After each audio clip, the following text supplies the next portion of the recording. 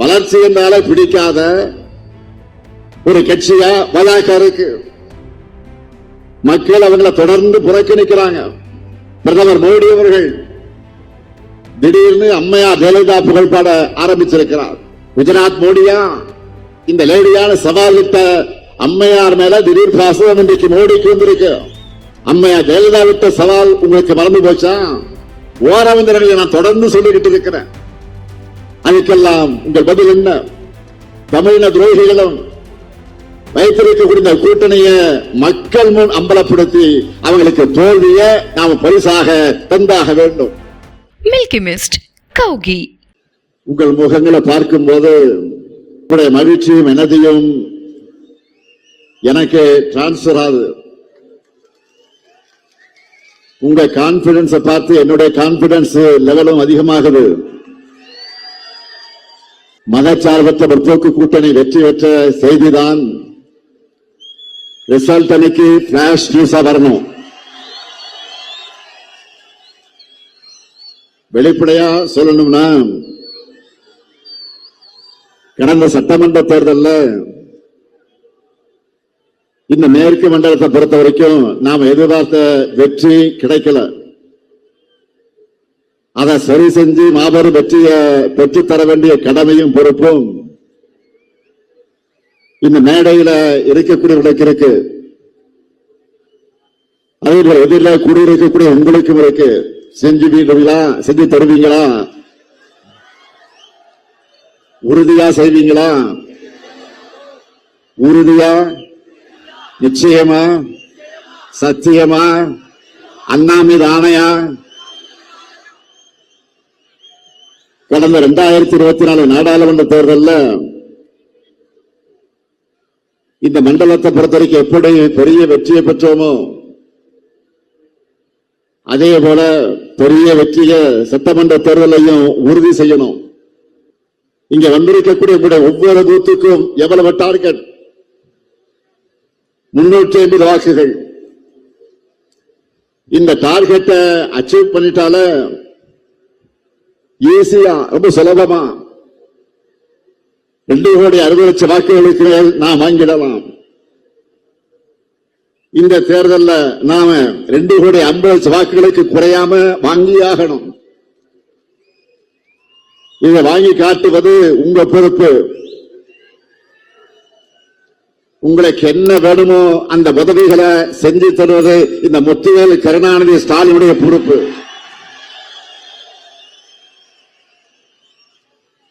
$2,50,00,000 பெரிய நம்பர். யோசிச்சு பார்க்கிறீங்க. நீங்க யோசிச்சு யாரும் ஷாக் ஆகிடாதீங்க. ரொம்ப சுலபமா சொல்றேன். இங்க வந்திருக்கக்கூடிய ஒவ்வொருத்தரும் ஆளுக்கு 40-50 வாக்குகளுக்கு பொறுப்பேற்றுக்குங்க. நீங்க ஒவ்வொருத்தரும் உங்களுக்கு செட் பண்ணி வைக்கக்கூடிய டார்கெட்டை அச்சீவ் பண்ணிட்டாலே போதும். நான் சொன்ன நம்பர் வந்துடும். 200 தொகுதிகள் லட்சியம். 200 தொகுதிகளுக்கு கூடுதலாக வெற்றி பெறுவதுதான் நம்முடைய லட்சியம். அடுத்து 2 மாசம் உங்களுக்கு சரி எனக்கு சரி நோ ரெஸ்ட். ஓய்வு என்பதே கிடையாது. ஒவ்வொரு வாக்காளரையும் நீங்க எல்லாரும் குறைஞ்சது 5 முறையாவது நேரில் சந்திக்கணும். ஏன் சொல்ல தெரியுமா? என்னதான் வாட்ஸ்அப், இன்ஸ்டாகிராம் இப்படி புது புது ஊடகங்கள் வந்தாலும் ஒருத்தருடைய வீட்டு படியேறி போய் அவங்க கிட்ட கையெடுத்து கும்பிட்டு பணிவா வாக்கு கேட்கிற பிரச்சாரத்துக்கு எதுவுமே ஈடாகாது. ஆன்லைன், ஆன்ஃபீல்டு ரெண்டிலையும் திமுகவின் செயல்பாடுகளால் நிறைந்திருக்கணும். பரம்பரையா திமுகவுக்கு வாக்களிக்கிற குடும்பமாக இருந்தாலும் சரி, இதுவரை நமக்கு வாக்களிக்காத குடும்பமாக இருந்தாலும் சரி, பிரச்சாரத்தின் கடைசி நிமிடம் வரை மக்களை நாம மீட் பண்ணிக்கிட்டே இருக்கணும். சாதனைகளை சொல்லி வாக்குறுதிகளை சொல்லி வாக்கு கேட்டுக்கொண்டே இருக்கணும். இதை நீங்க ரிப்பீட் மோடுல செய்யணும். அப்பதான் நம்முடைய வெற்றியும் ரிப்பீட் ஆகும். தேர்தல் அன்றைக்கு பூத்துக்கு வந்து வாக்காளர்கள் நமக்கு வாக்களிக்கிற வரை உழையே இருக்கக்கூடாது. வீடு வீடாக போய் பணிவா, கனிவா, மரியாதையா, நட்பா அணுகணும். ஏன்னா என்றைக்கு மக்கள் தான் நமக்கு எஜமானர்கள், நாமெல்லாம் அவருடைய சேவகர்கள். மக்களை சந்திச்சு அவங்க குறைகளை கேட்டு அவருடைய இன்ப துன்பங்கள்ல கூடவே நிக்கிறதுனாலதான் தேர்தல் அவங்களும் நம்ம கூட நிக்கிறாங்க. 75 ஆண்டு கால திமுக வலிமையாக இருப்பதோட ரகசியம் இதுதான். நம்முடைய திராவிட மாடல் ஆட்சியில் இந்தியாவில் எந்த மாநிலமும் செய்ய முடியாத அளவுக்கு ஏராளமான திட்டங்களை அவன் செஞ்சுட்டு இருக்கோம். பெண்களை எடுத்துக்கிட்டா மாதம் 1000 ரூபாய் மகளிர் உரிமை தொகை, மகளிர் விடுதல் பயணம் போன்ற திட்டங்கள். மாணவர்கள் எடுத்துக்கிட்டா புதுமை பெண் தமிழ் புதல்வன் மூலமா கல்லூரி மாணவியருக்கு மாதம் 1000 ரூபாய் தரோம். நான் முதல்ல திறன் பயிற்சிகளை கொடுக்கிறோம். இப்போ லேப்டாப் கொடுத்துட்டு இருக்கிறோம். மருத்துவத்துறை எடுத்துக்கிட்டா மக்களை தேடி மருத்துவம், இன்னும் காப்ப நம்மை காக்க 48, நம்மை காக்கும் 48, நலம் காக்கக்கூடிய ஸ்டாலின் போன்ற பல்வேறு திட்டங்கள் இருக்கு. ஒவ்வொரு துறையா எல்லாவற்றையும் பட்டியலிட்டு சொன்னா அதுக்கே ஒரு நாள் ஆகிடும். என்கிட்ட அவ்வளவு லிஸ்ட் இருக்கு. இதுதான் திராவிட மாடல். உங்களுக்கு ஒரு புத்தகத்தை கொடுத்திருக்கிறோம். அந்த புத்தகத்துல நம்முடைய சாதனைகள் பெரிய பட்டியல் இருக்கு. அதை முதல்ல படிச்சு தெரிஞ்சுக்கணும். அதன் பிறகு மக்களுக்கு கொண்டு போகணும். இது எல்லாத்தையும் தமிழ்நாட்டில் இருக்கக்கூடிய ஒவ்வொரு வீட்டுக்கு ஒவ்வொரு குடும்பத்துக்கு சென்று சேர்த்து இந்த திட்டங்கள் எல்லாம் தொடர வேண்டும் என்று சொன்னால் திராவிட மாடல் 2.0 ஆட்சி அமையும் என்று நீங்க எடுத்து சொல்லணும். அவருடைய நம்பிக்கையை பெறணும். அந்த நம்பிக்கையை தேர்தல் நாள்ல வாக்குகளாக மாறணும். இதுதான் உங்க கடமை. வெல்லும் தமிழ் பெண்கள் ஸ்டாலின் மகளிர் படை என்று பெயர்ல ஏற்கனவே கழக மகளிர் வீடு வீடாக போய் பிரச்சாரத்தில் கிளக்கிட்டு இருக்காங்க. நான் தினமும் உங்களுடைய பரப்புரை வீடியோவை எல்லாம் பார்த்துட்டு தான் இருக்கேன். மக்கள்கிட்ட பெரிய வரவேற்பு இருக்கு. இந்த பிரச்சாரங்களுக்கு உங்களுக்கு தேவைப்படக்கூடிய தகவல்கள் அடங்கிய ஒரு புத்தகத்தை வழங்கி இருக்கிறோம். அதில் நம்முடைய திராவிட மாடல் அரசு 5 ஆண்டு சாதனைகள் இருக்கு. ஒவ்வொரு குடும்பத்திலையும் நம்ம திராவிட மாடல் அரசு திட்டங்களுடைய பயன்கள் நிச்சயம் ஒருத்தருக்காவது போய் சேர்ந்திருக்கு பயனடைந்து கொண்டிருக்கிறார்கள். அதனால் நம்பிக்கையோடு பிரச்சாரம் பண்ணுங்க. அடுத்து 2 மாசத்துக்கு எந்த பக்கம் திரும்பினாலும் எந்த வீட்டுக்குள்ள நுழைஞ்சாலும் அங்க திமுகவும் உதயசூரியன் தான் இருக்கணும். தெருமுனை கூட்டங்கள், திண்ணை பிரச்சாரங்கள், சமூக வலைதளங்கள்ல நிகழ்த்தக்கூடிய பிரச்சாரம் எல்லாத்தையும் நாம தான் முத்திரை பிடிக்கணும். எல்லாருக்கும் எல்லாம் என்பதை வெறும் வாய் வார்த்தைகளால் சொல்லாம ஒவ்வொரு தனிப்பட்ட நபருக்கும் என்ன தேவை என்பதை உன்னிப்பா பார்த்து திட்டங்களை செயல்படுத்திக்கிட்டு இருக்கிறோம். வளர்ச்சி என்றால பிடிக்காத ஒரு கட்சியா பாஜக இருக்கு. மக்கள் அவங்களை தொடர்ந்து புறக்கணிக்கிறாங்க. அதனால அதிமுகவை தன்னுடைய கிளைக்கழகமாக மாற்றி அதுல முன்னேறி வரலாம்னு நினைக்கிறது பாஜக. பிரதமர் மோடி அவர்கள் திடீர்னு அம்மையார் ஜெயலலிதா புகழ்பாட ஆரம்பிச்சிருக்கிறார். எந்த அம்மையார் ஜெயலலிதாவை புகழ்கிறார்? குஜராத் மோடியா? இந்த லேடியான சவால் விட்ட அம்மையார் மேல திடீர் பாசம் இன்றைக்கு மோடிக்கு வந்திருக்கு. மாண்புமிகு பிரதமர் மோடி அவர்களே, அம்மையார் ஜெயலலிதா விட்ட சவால் உங்களுக்கு மறந்து போச்சா? இல்ல இந்தியாவிலே அதிமுக அரசாங்கம் தான் ஊழல் அதிகமா நடக்க அரசாங்கம்னு உங்களை நம்பர் 2 அமித்ஷா பேசினார, அதை மறந்துட்டீங்களா?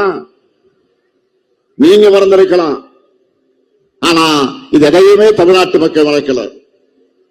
இதையெல்லாம் மறந்துட்டு அல்ல, மறைத்து விட்டு பிரதமர் பேசுவது எதுக்காக என்று கேட்டால், ஒன்றிய பாஜகவோட 12 ஆண்டு கால ஆட்சியில தமிழ்நாட்டுக்கு எதுவும் செய்யல. சொல்லிக்கொள்ள சொந்தமான சாதனை இல்லாத காரணத்தால் தான் நம்ம ஜெயலலிதாவுடைய புகழ்பாடுற வாக்குகளா வருமானு பார்க்கிறார். எலெக்ஷன் வந்து என்று கூட பார்க்காம தமிழ்நாட்டுக்கு எந்த சிறப்பு திட்டத்தையும் பட்ஜெட்ல அறிவிக்க மனமில்லாத உங்களுடைய நடிப்பை தமிழ்நாட்டு மக்கள் நிச்சயமாக நம்ப மாட்டாங்க. பிரதமர் மோடி அவர்களே, மாண்புமிகு பிரதமர் மோடி அவர்களே, தமிழ்நாடு உங்ககிட்ட கேட்கிறது என்ன தெரியுமா? தென்னிந்தியாவின் மான்செஸ்டராக இருக்கக்கூடிய கோவைக்கு மெட்ரோவுக்காக ஏன் அனுமதி தரல? கோயில் நகரமான மதுரை மெட்ரோவுக்கு அனுமதி கொடுத்துட்டீங்களா? திருச்சி மெட்ரோவுக்கு அனுமதி வழங்க எது தடுக்குது? உங்களுடைய கேபினட் மீட்டிங்ல அகமதாபாத் மெட்ரோவுக்கு அனுமதி கொடுக்க நீங்கள் தமிழ்நாட்டுக்கு மெட்ரோ திட்டத்திற்காக ஏன் அனுமதி கொடுக்க மறுக்கிறீங்க? இது உங்க கண்ணுக்கு தெரியலையா? எங்களுடைய கோரிக்கைகளையும் தமிழ்நாட்டுக்கு ஒன்றிய பாஜக செஞ்சிருக்கக்கூடிய துரோகங்களையும் ஓரவந்தர்களை நான் தொடர்ந்து சொல்லிக்கிட்டு இருக்கிறேன். அதுக்கெல்லாம் உங்கள் பதில் என்ன? ஓசூர் விமான நிலையத்துக்கு அனுமதி எங்க? சென்னை மெட்ரோ ரயில் திட்டத்திற்கான முழுமையான நிதி எப்போ தருவீங்க? பள்ளி குழந்தைகளுக்கு சேர வேண்டிய 3500 கோடி ரூபாய் SSA நிதியை தராமல் இழுத்திருப்பதற்கு என்ன காரணம்? ஜல்ஜீவன் இயக்கத்திற்கான மானியத்தை 3548 கோடி ரூபாயை எப்போ தருவீங்க? ஊரக உள்ளாட்சி அமைப்புகளுக்கு தர வேண்டிய 2246 கோடி எப்போ தருவீங்க? ஒன்றிய அரசு திட்டங்களுக்கு தர வேண்டிய நிதியை கூட ஏன் தராமல் நிறுத்தி வச்சிருக்கீங்க? ஜிஎஸ்டியால தமிழ்நாட்டுக்கு இந்த ஆண்டு 9600 கோடி ரூபாய் இழப்பு ஏற்பட போகுது.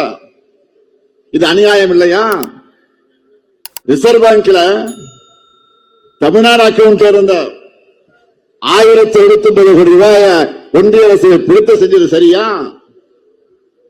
தமிழ்நாடு மின்பகிர்மான கழகத்துக்கு 16,290 கோடி ரூபாய் இழப்பீட்டு நிதி வழங்கின நிபந்தனை விதிச்சு கூடுதல் சுமை ஏற்றுவது சரியா? இதையெல்லாம் செயற்கையான நிதி ஒதுக்கீடு சொல்லாம வேற என்ன சொல்றது?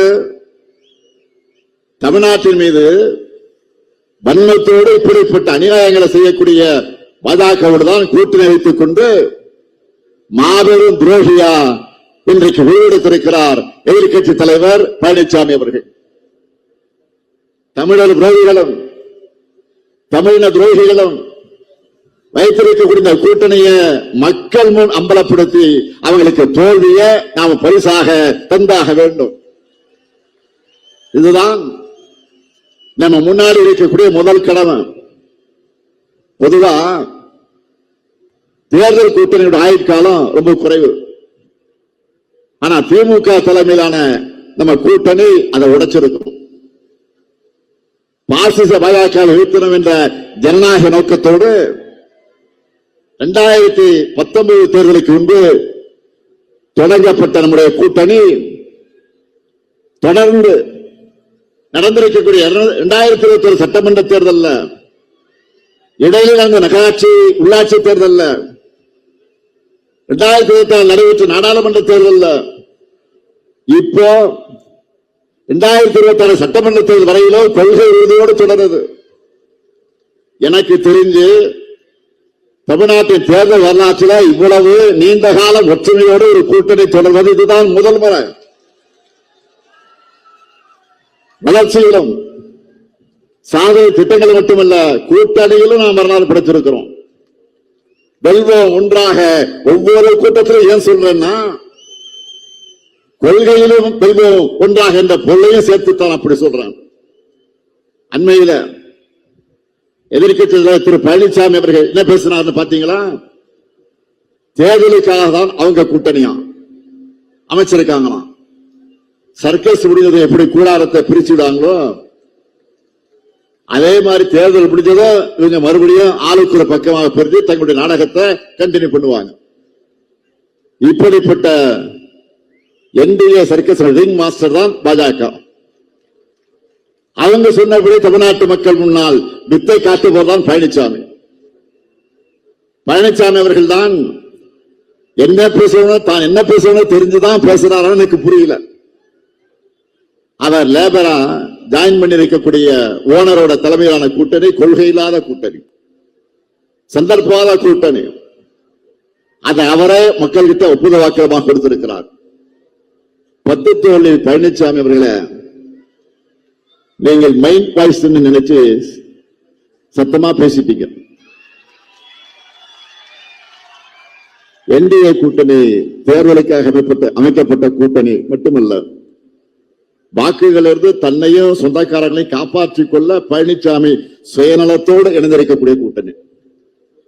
எப்பெல்லாம் தனக்கு பிரச்சனை வருதோ அப்பெல்லாம் டெல்லிக்கு கார்ல போய் மாறி மாறி போய் சரணாகதி அடைகிறது அவருக்கு பழக்கமானது இருக்கும். நாம் அப்படியா ஒரு கொள்கையில உறுதியா நின்று போராடுகிறோம். இப்ப கூட பாருங்க, டெல்லி முதலமைச்சராக இருந்த அரவிந்த் கெஜ்ரிவால் மேல பொய் வழக்கு போட்டு சிறையில் அடிச்சாங்க. நேர்மையா நேர்வழியில தேர்தலை எதிர்கொள்ள துணிச்சி இல்லாம கோடைத்தரமா நடந்துகிட்டாங்க. இன்னைக்கு என்ன தீர்ப்பு? அந்த வழக்கில எந்த முகாந்திரம் இல்லைன்னு சொல்லி நீதிமன்றம் சொல்லிடுச்சு. மரியாதைக்குரிய அரவிந்த் கெஜ்ரிவால் அவர்களும் அவர் கட்சியை சார்ந்த மனிஷ் அகர்வாலும் சிறையில கழிச்சிருக்கக்கூடிய நாட்களை பாஜக திரும்ப தர முடியுமா? மீண்டும் டெல்லியில தேர்தல் நடத்த முடியுமா? இதே பார்முலாவை தான் தமிழ்நாட்டில் செய்ய நினைக்கிறாங்க. தன்னுடைய ஏவல் அமைப்புகளை வச்சு நம்ம மிரட்ட பார்க்கிறாங்க. உங்களுடைய அரட்டல் மிரட்டலுக்கு பயப்படாங்க. அடிமையும் இல்ல, கோழையும் இல்ல. தைரியமாக உங்களை எதிர்கொள்வோம். அதனால்தான் மக்கள் மட்டுமில்லாம பல கட்சிகளும் நம்ம நம்பிக்கை வச்சு நம்ம கூட்டணியில இணைகிறாங்க. தேர்தலுக்கு தேர்தல் கூட்டணியில் இருக்கக்கூடிய கட்சிகள் எண்ணிக்கை குறைஞ்சிருப்பதை தான் பார்க்கிறோம். தேர்தலுக்கு தான் கூட்டணி கட்சியை கொஞ்சம் குறைஞ்சிட்டு போவோம். அந்த வழக்கத்துக்கு மாறா நம்ம கூட்டணி பலம் மேலும் மேலும் அதிகரிச்சுட்டு போகுது. திமுக மட்டும் ஜெயிச்சா போதும் நினைக்கல. யாரெல்லாம் பாஜகவின் தமிழக அரசியல் எதிர்க்கிறாங்களோ அவங்க எல்லாரையும் ஒன்றிணைக்கணும். நாம எல்லாரும் ஒன்றிணைந்து வெற்றி பெறணும் நினைக்கிறேன். திராவிடம், காந்தியம், மார்க்சியம், அம்பேத்கரியம், சிறுபான்மையினர் நலன், பிற்படுத்தப்பட்ட மக்கள் நலன், எல்லா குரல் கொண்ட மதச்சார்பற்ற ஜனநாயக சக்தியா இந்தியாவுக்கு எடுத்துக்காட்டா நம்முடைய கூட்டணி இருக்கு. கூட்டணி கட்சிகள் மக்களுக்காக வைக்கிற கோரிக்கைகளை மகிழ்ச்சியோடு நிறைவேற்றி கொடுக்கிற அரசாக நாம் செயல்பட்டுக் கொண்டிருக்கிறோம். அதனால்தான் நம்மை நாடி இத்தனை பேர் வராங்க. ஒரு ஆரோக்கியமான ஜனநாயகம் என்பது எல்லா தரப்பு குறைகளுக்கும் இடம் கொடுக்கக்கூடியதா இருக்கணும். அப்படித்தான் நம்மோட மதச்சார்பற்ற ஒப்புக்கு கூட்டணி இருக்கு. இங்க இருக்கக்கூடிய எல்லாருக்கும் தெளிவா சொல்றேன், புரிஞ்சுக்குங்க. நாம போராடுறது நம்முடைய கழக வெற்றிக்கும் கூட்டணி வெற்றிக்கு மட்டுமல்ல, தமிழ்நாட்டுடைய வெற்றிக்காக. பாஜகவின் டப்பா இன்ஜின் முன்னாடி தமிழ்நாட்டுடைய சூப்பர் பாஸ்ட் இன்ஜின் ஒருபோதும் தலைகுனியாது. அதனால்தான் இந்த தேர்தல் வெற்றி பெற வேண்டியது தமிழ்நாடு அணியா டெல்லி அணியான சொல்லி நான் பரப்புரை செய்கிறேன். இதுல ஜெயிக்க போறது நம்ம மதச்சார்பற்ற முற்போக்கு கூட்டணி தமிழ்நாடு அணிதான். களத்தில் உழைப்போம், மீண்டும் வெல்வோம், மீண்டும் மீண்டும் வெல்வோம், வெல்வோம், வெல்வோம் ஒன்றாக. நன்றி, வணக்கம். Milky Mist, Kaugi. மின்னம்பலம்.com தமிழின் முதல் மொபைல் பத்திரிகை.